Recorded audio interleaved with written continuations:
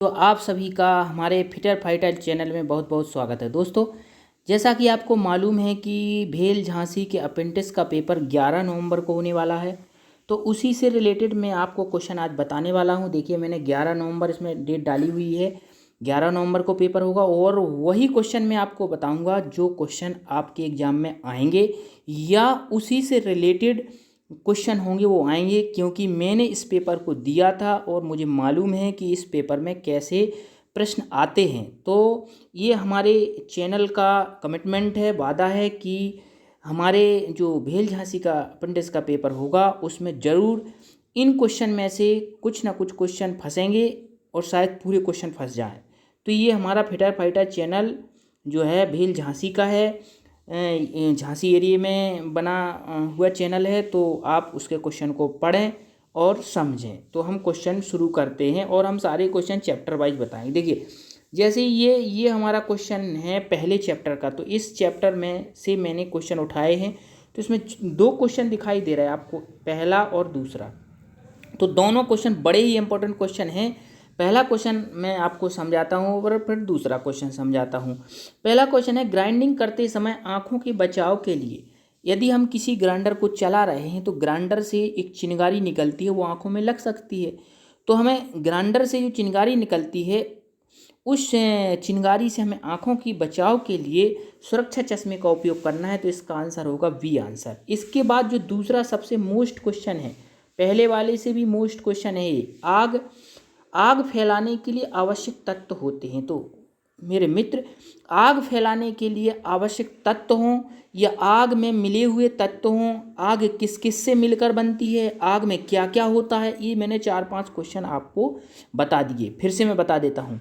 आग किससे मिलकर बनती है, आग में क्या क्या होता है, आग में कौन कौन से तत्व होते हैं, आग को फैलाने वाले तत्व कौन कौन से होते हैं, आग किनका कॉम्बिनेशन होती है, फायर ट्रायंगल में कौन कौन से तत्व होते हैं। ये जो मैंने 4-5 क्वेश्चन बताए हैं, इन सब का आंसर एक ही होगा, वो होगा ताप, ईंधन और ऑक्सीजन।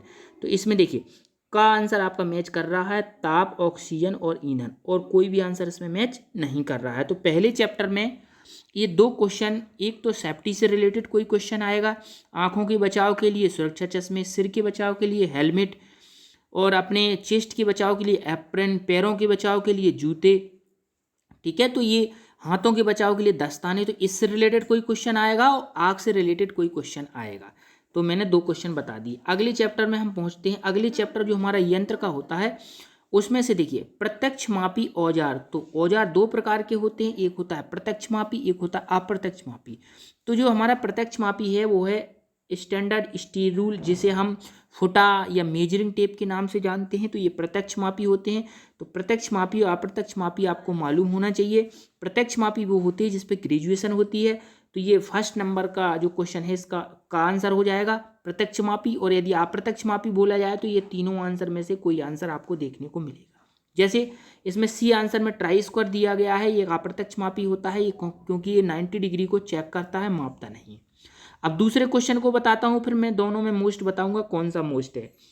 कौन सा औजार प्रत्यक्ष माप ले सकता है। तो इसमें देखिए प्रत्यक्ष माप ले सकता है, तो हमारा स्टील रूल जो होता है, जो फुटा होता है, वो प्रत्यक्ष माप ले सकता है। अब इन दोनों का एक ही क्वेश्चन है, यानी कि पहला और दूसरे क्वेश्चन में कोई फर्क नहीं है, क्योंकि प्रत्यक्ष मापी ही है, तो दोनों ही इंपॉर्टेंट है, इसीलिए प्रत्यक्ष मापी के बारे में आ सकता है। अगला क्वेश्चन है, देखिए ये पंच जो होते हैं जब मार्किंग करते हैं तो मार्किंग को स्थायी करने के लिए हम छोटे छोटे डॉट डॉट के निशान लगाते हैं। तो डॉट पंच का 60 डिग्री होता है, स्क्राइबर का 12 से 15 डिग्री होता है। अब इन दोनों में से मोस्ट कौन सा है, तो दोनों में स्क्राइबर वाला 12 से 15 डिग्री जो है वेरी वेरी मोस्ट क्वेश्चन होता है अप्रेंटिस भेल झांसी को देखते हुए। इसके बाद अगले क्वेश्चन, ये सारे मैंने क्वेश्चन चैप्टर के उठाए हैं। इस नंबरिंग को मत ध्यान दीजिए, आप नंबरिंग के हिसाब से नहीं पढ़िए, आप तो क्वेश्चन को पढ़िए। हैमरिंग करते समय हैंडल को पकड़ना चाहिए, यानी हम जब हम हैमरिंग कर रहे हैं तो हैंडल को कहाँ से पकड़ना चाहिए, उसको सिरे से पकड़ना चाहिए। इसके बाद निम्न में किस धातु, ये तीसरा बता रहा हूँ, निम्नलिखित में से किस धातु से बेंच बाइस की जॉ प्लेटों को बनाया जाता है। तो जॉ प्लेट टूल स्टील की बनाई जाती है।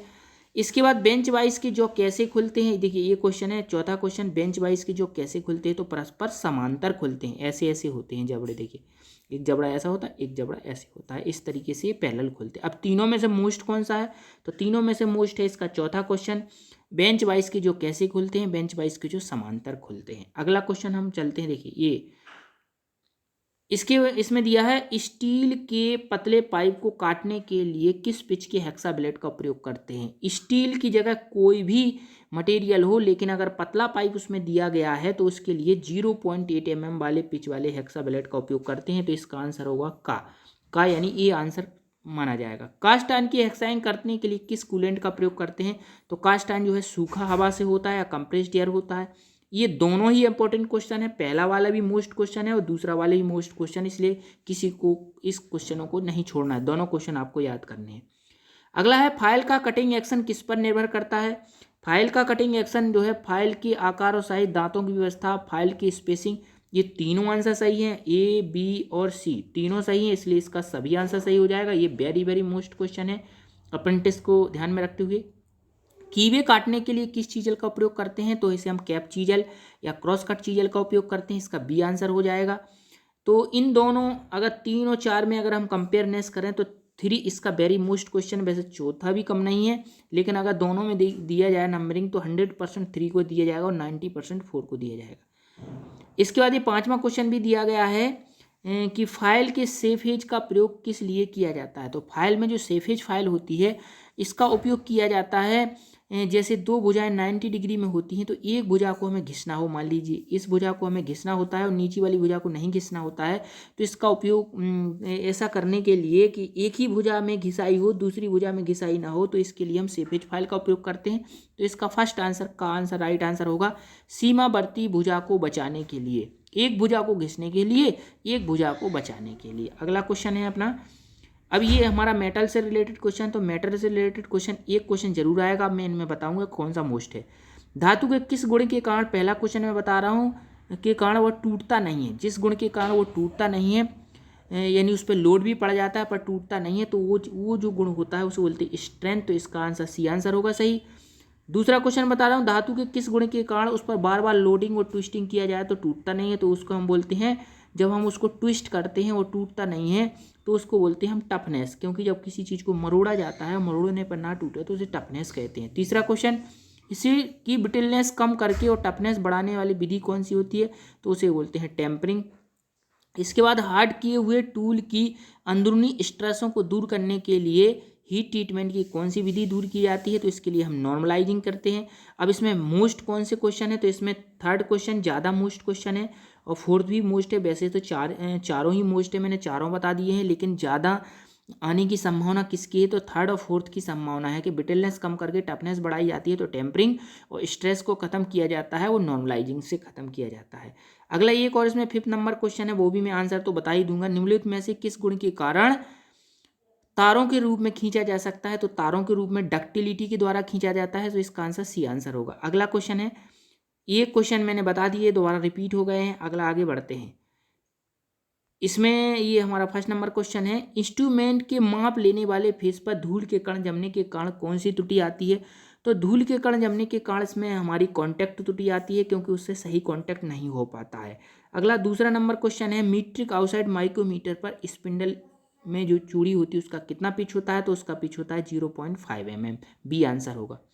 माइक्रोमीटर निम्नलिखित में से किसके सिद्धांत पर कार्य करता है। तो माइक्रोमीटर नट और बोल्ट के सिद्धांत पर कार्य करता है। नट और बोल्ट, इसमें लिखा स्क्रू बोल्ट। तो देखिए, अगर इसमें स्क्रू जो दिया गया, अगर स्क्रू की जगह इसमें चूड़ी लिख दिया जाता है तो इसका आंसर चूड़ी होगा, लेकिन इसमें अब ये हिंदी अकेले में लिखा हुआ है, अगर इंग्लिश होता तो इसमें हम देख सकते थे। तो वैसे ये चूड़ी के सिद्धांत पर भी कार्य करता है, तो यदि उसमें चूड़ी लिखा हो तो आप चूड़ी समझना, लेकिन इसमें नट और बोल्ट दिया गया है तो नट और बोल्ट के सिद्धांत पर कार्य करता है। वैसे चूड़ी लिखा होता तो हम चूड़ी भी लगा सकते थे। इसके बाद इसमें चौथा क्वेश्चन है, मीट्रिक आउटसाइड माइक्रोमीटर के थिम्बल के बेवल एज पर बने छोटे डिवीजन का मान क्या होता है। तो छोटे डिवीजन का मान 0.01 mm होता है। इसके बाद अगला है, साधारण बर्नियर कैलिपर की लीस्ट काउंट क्या होती है। तो बर्नियर कैलिपर की लीस्ट काउंट 0.02 mm होती है।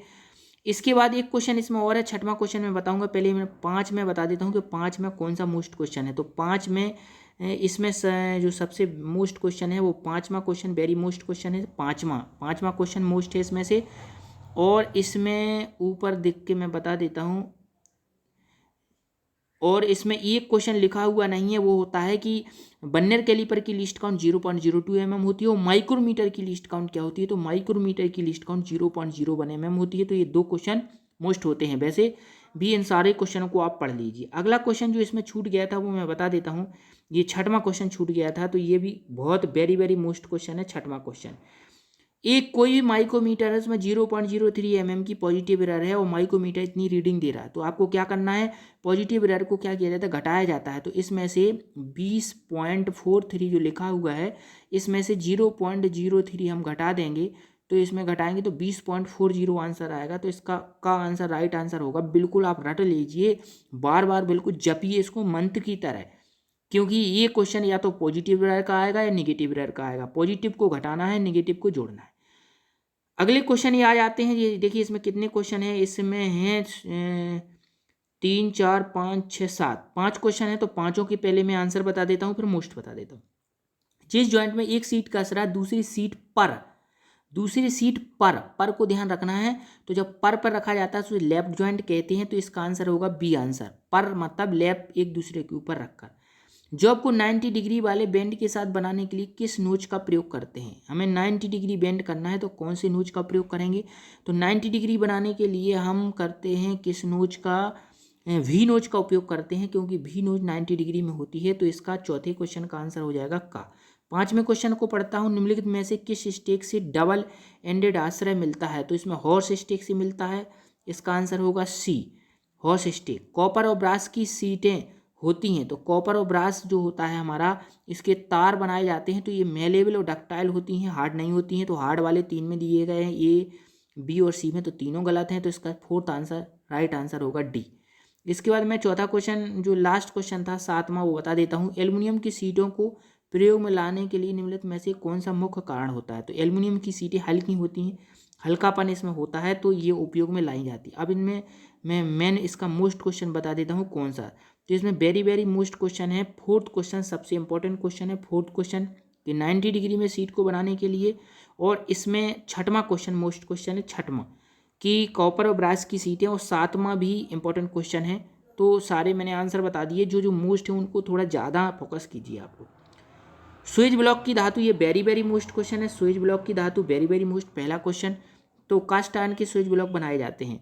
अगला है लो कार्बन स्टील की फोर्जिंग करने के लिए फोर्जिंग तापमान तो 800 से 1300 डिग्री सेल्सियस होता है। इसका mild steel low carbon steel को बोला जाता है। तीसरा क्वेश्चन, छोटे साइज की रॉड और रिवेट को पकड़ने के लिए किस टोंग का प्रयोग करते हैं? तो इसके लिए हम पिकअप टोंग का प्रयोग करते हैं।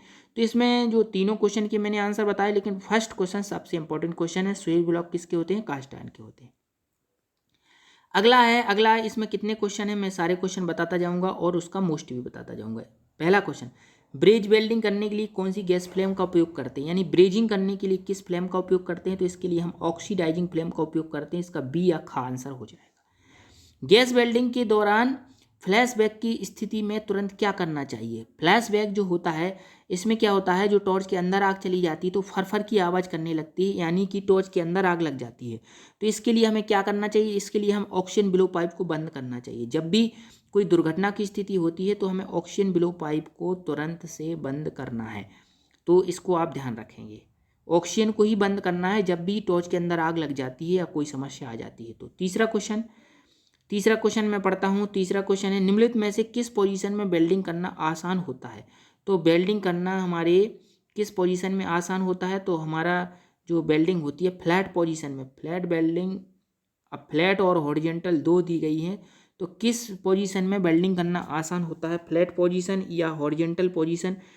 तो इसमें आंसर होना चाहिए हॉरिजॉन्टल पोजीशन, क्योंकि हॉरिजॉन्टल पोजीशन में हमारा जो स्लैग होता है वो नीचे नहीं निकल पाता है, क्योंकि जो स्लॉट होता है वो हॉरिजॉन्टल या लेटा हुआ स्लॉट रहता है। चौथा क्वेश्चन है, एसिडिन सिलेंडर में एसिडिन को निम्न में से किससे मिलाया जाता है? तो एसिडिन को एसीटोन, जो एसीटोन होता है इसी से बनाया जाता है। एसिटिलीन एसीटोन से मिलता जुलता है, इसलिए इसका आंसर एसीटोन होगा। अब इसमें बता देता हूँ इसमें सबसे इंपॉर्टेंट क्वेश्चन कौन है। तो इसका सबसे इंपॉर्टेंट क्वेश्चन है पहला, कि ब्रेज वेल्डिंग करने के लिए किस फ्लेम का उपयोग करते हैं? तो आप पहले क्वेश्चन को थोड़ा खास तौर से ध्यान रखेंगे। अगला है, अगले क्वेश्चन में और बताता हूँ। इसमें माइल्ड स्टील के पार्ट की फोर्जिंग करने के लिए इनमें से किस रंग पर करते हैं? तो माइल्ड स्टील की फोर्जिंग करने के लिए हम उसको सफ़ेद रंग तक गर्म करते हैं। जब लाल के बाद वो सफ़ेद सा हो जाता है तो वो प्लास्टिक अवस्था में आ जाता है। जॉब की लंबाई घटाकर थिकनेस बढ़ाने के लिए किस फोर्जिंग विधि का उपयोग किया जाता है? तो जब हम लंबाई घटाएंगे और थिकनेस को बढ़ाएंगे तो इसे हम बोलते हैं जंपिंग ऑपरेशन कहते हैं। इसे जंपिंग कहते हैं। इससे लोहा जो होता है वो मोटा हो जाता है और उसकी लंबाई कम हो जाती है। अगला 6वां क्वेश्चन है, इनमें से किस बाइस का उपयोग फोर्जिंग शॉप में किया जाता है? तो फोर्जिंग शॉप में लेग बाइस का उपयोग किया जाता है। ये बहुत ही इंपॉर्टेंट क्वेश्चन है, इसको आप याद कर लीजिए। फोर्जिंग शॉप में लेग बाइस का उपयोग करते हैं। ये रॉट आयरन की बनाई जाती है। फोर्जिंग तब की जाती है जब धातु किस अवस्था में होती है? तो भैया प्लास्टिक अवस्था में होती है। तो ये गलत है। इसका आंसर है ये ऑप्शन का, ऑप्शन सही का या फर्स्ट आंसर इसका राइट आंसर होगा प्लास्टिक अवस्था में। तो ये भी वेरी मोस्ट इसका क्वेश्चन है 7वां के फोर्जिंग हम तब करेंगे जब धातु प्लास्टिक अवस्था में होगी। अगला क्वेश्चन है, कटिंग करने से पहले प्री हीटिंग में किस फ्लेम का उपयोग करते हैं? ये भी वेरी मोस्ट क्वेश्चन है, 5वां क्वेश्चन वेरी मोस्ट।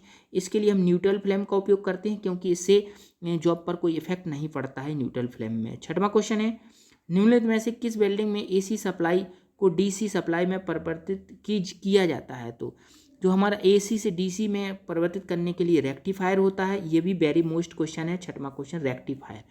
यदि गैस वेल्डिंग में वेल्डिंग स्पीड बहुत एम होती है, तुमने कौन सा दोष आता है? बहुत एम का मतलब, अब एम इसमें लिखा हुआ है, वेल्डिंग स्पीड एम होती है। अब एम में बहुत स्पीड बहुत, अब बहुत अधिक या बहुत कम।